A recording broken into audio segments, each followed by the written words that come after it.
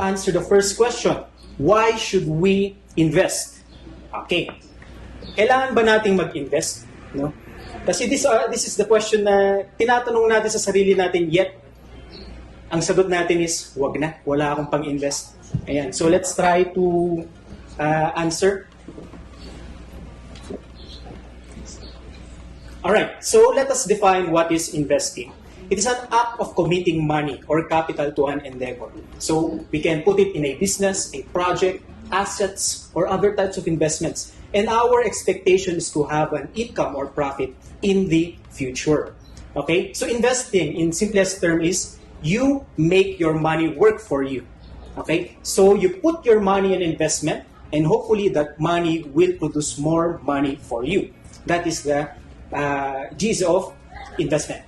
So, to give you a visualization, ayan. So I have two figures here. Okay, I have a plant and I have a tree. Investment works just like this. You plant and you wait for it to grow in the future. First term na kailangan nating matandaan in investment is, it should be the future. We are buying for the future. Kasi most of the common misconceptions about investment is, I will invest now, tomorrow I will get rich. Investment does not work that way. It will always for the future. We are buying the future. Yeah. So, itong aking picture dito, a plant, the next day hindi po yan puno. It will take time before it will become a fully grown tree. So, next. Alright, so, why do we need to invest in the first place? Ayan.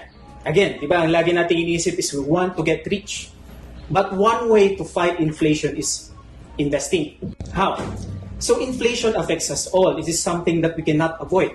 You know, even if we vote the best president, inflation will always hit us. Okay, that is the truth. The biggest enemy we are fighting is inflation. This is the general increase in prices of all commodities, of all products, year after year. So the only way to fight inflation is by investing. Now, I'll show you how. Alright. Ayan. So let us look at this graph.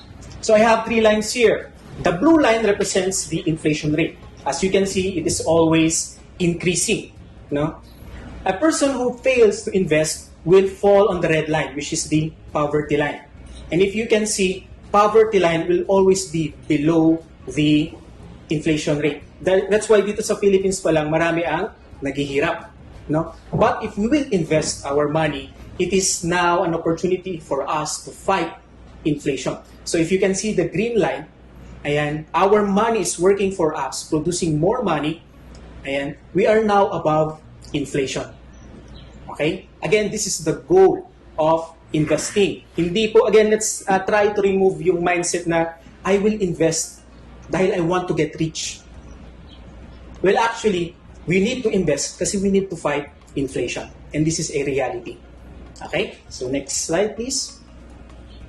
Ayan. So, another risk of not investing is through retirement. You know? Again, a truth here in the Philippines. So, what does retirement means? If you do not save enough money for your retirement, mahihirapan ka. And if you will try to observe yung Philippine setting, we have mga senior citizen na nahihirapan during their retirement. Kasi they are not financially capable to fund yung retirement.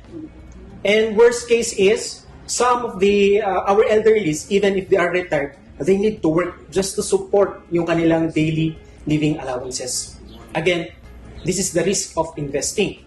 Next slide, please. Let's say that the lifespan of a Filipino person is 75 years old. This is the average lifespan. Our retirement period is 65 years old. So we have that 10 years, 65 to 75, to fund our daily expenses. And if you are a senior citizen, hindi lang po to yung simple na food. We need to have yung medicine to pay someone to take care of us. Ayan, many talaga expenses. That's why as early as now, we must invest not only to fight population, but of course to prepare for our retirement. Okay? Ayan, not unless, I guess with our generation ngayon kasi, di ba? Ayan, ito, as you can see yung picture dito, ayan, yung mga generation natin ngayon, mahilig mag-TikTok, mahilig mag-computer, mag-streaming, But then again, in reality, 60 years from now, that activity will not save you from inflation. That activity will not save you from the expenses of retirement. Okay?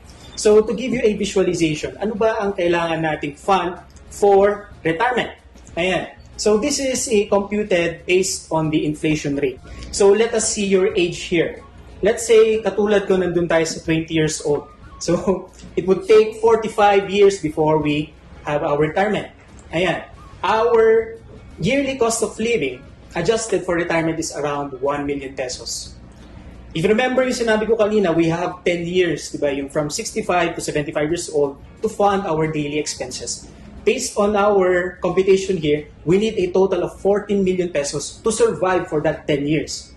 Ayan, just to survive. And this is adjusted based on our inflation rate. What if pag nandito naman tayo, let's say you are 60 years old. Ayan, so 5 years lang para time mo mag-invest before you have your retirement. You need to have 2 million pesos just to fund your daily expenses for the 65 to 75 years old. So nakikita nyo na yung importance ng investing ng early. Again, you need to fund your retirement. Ayan. So here are some figures lang naman na to give you a visualization why investment is important in retirement. Next, please. Ayan. So I want to show you this concept, no, the money illusion. Kasi sometimes we have this mentality na we do not need to invest kasi we are given a raise naman sa ating sahod. Or yung isip natin, mataas naman yung sahod ko, bakit ko kailangan mag-invest? So I will show you the money illusion. Okay, so what is a money illusion? Having a good job or a good salary does not exempt you from investing.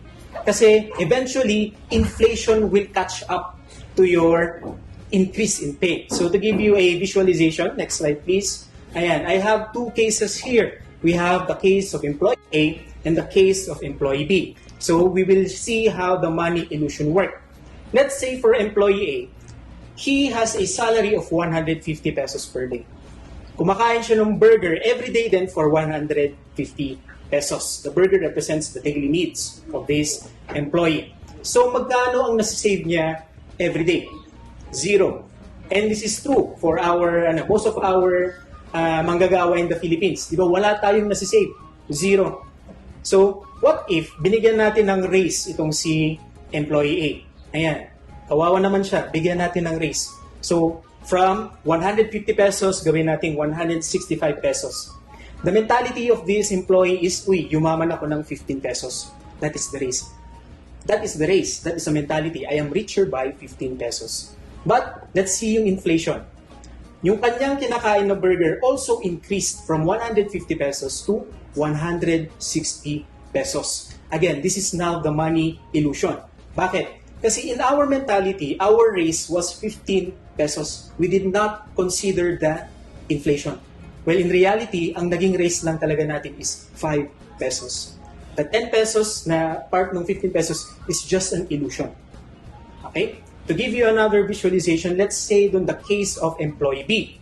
Employee B, same company, 150 pesos ang kanyang sahod per day at meron siyang kinakain na burger na 150 pesos din per day. Then, binigyan uli siya ng raise.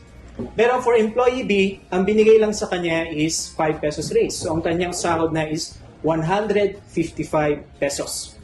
But for employee B, he is still grateful kasi syempre nabigyan siya ng raise kahit maliit lang. So sa tingin niya, yumaman siya by 5 pesos. Pero again, let's consider yung inflation ng burger. Di ba yung example natin kanina, the burger had increased the price from 150 to 160 pesos. Hindi na niya mabili yung burger. He does not have enough salary to provide for his daily needs. So even if binigyan siya ng 5 pesos na raise, in reality, meron siyang pay cut. Nabawasan pa pala ang sahod niya. Because the inflation rate is higher than the increase in salary. Again, most of us can relate with this money illusion. Tama ba? Even our companies give us a raise, yearly raise, or every month na raise. Eventually, inflation will catch up at hindi pa rin natin makover all expenses. That is why, again, I will say it again and again, investment is very important. Alright? This is why we need to invest more now more than ever. When we say investment, dahil ang topic ko lang naman ngayon is about equities or stock, we have other types of investment as well. So we can put up a business. Sabi niya, it's one of the best types of investment is you put up your own business. You become an entrepreneur. Others is we invest in income-generating assets such as land, etc., insurances, time deposits, funds, mutual funds, unit investment trust funds or UITF, and of course, the most popular is the equities or the stock market. Alright? Ayan. Of course, yan ang focus natin for this afternoon, yung stock market. But before that, again, ulitin ko yung sinabi ko earlier, let's change our mindset when it comes to investing. When we say investing, this is not a strategy to get rich quick. Hindi yung overnight, yayaman ka na agad. But it's a path for financial freedom. To a preparation for inflation, a preparation for our retirement. Okay? So again, let us think before we invest. Again, lalagay ko dyan, caveat. Let us be very, very careful. Okay? So, ayan na. Let me just share you some of my favorite quotes from Warren Buffett. Warren Buffett is one of the best, sabi nga nila, one of the best investors around the world. Dati, naging top 1 siya, richest man, naging top 2, but by now, top 6 na siya, richest man, although kanyang practices, kanyang teachings can be still applied even for today. So here are some of the teachings or quotes na manggagaling kay Warren Buffett na I think very important when we want to venture on stock investment. Okay? The popular one is, if you do not find a way to make money while you sleep, you will work until you die, which is very true. Okay? Di ba lagi naman tinuturo sa atin, we must have other sources of income. Pero medyo nahihirapan tayo dahil you do not want to work 2 jobs. Kasi napakahirap. But we have a way, di ba, to make our money work for us. We just put our money, and we plan our money, we put it on an investment, and that investment will grow, and we will receive yung fruits in the future. Okay? Without doing anything. Yan yung kagandahan rin ng investment eh. Making money while you sleep. Ayan. Another quote dito, ayan, never depend on a single income. Ayan. Make an investment to create a second source, an additional source of income. And the last na quote na gusto ko, which is galing kay Warren Buffett, is, the best investment you can make is an investment in yourself. The more you learn, the more you earn. And this is the very first step na we will venture to stock investment or investment. First, we must learn how to invest before we invest. Very important yan kasi we have many investors in the Philippines, which is nakakalungkot. They are, again, we will go back to the illusion na if I will invest, I will get rich quickly, which does not work no investment. That's why they were putting their money dun sa tingin nila, yayaman sila, yet they don't know what they are investing in. And it's a financial trap, which means that you will not get rich. The one who will get rich is kung kanino mo binigay yung pera mo.